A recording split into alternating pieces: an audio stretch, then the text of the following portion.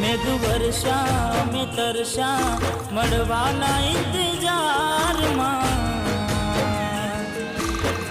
આવી ગયા। કેમ છો મિત્રો? જય માતાજી।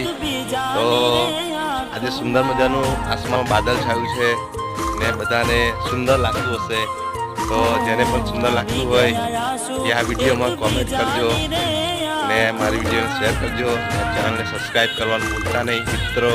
જય માતાજી। ને શનિવાર છે તો બહુ સુંદર મજાનું વાદળ આવ્યું છે અને વાતાવરણ પણ સારું છે। તો આપણા દિલીપ ઠાકોરે કહ્યું હતું કે મેઘ વરસ્યા અને અમે તરસ્યા, એ બહુ સાચી વાત છે યાર।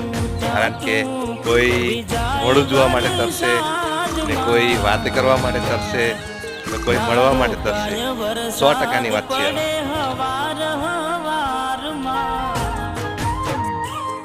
તો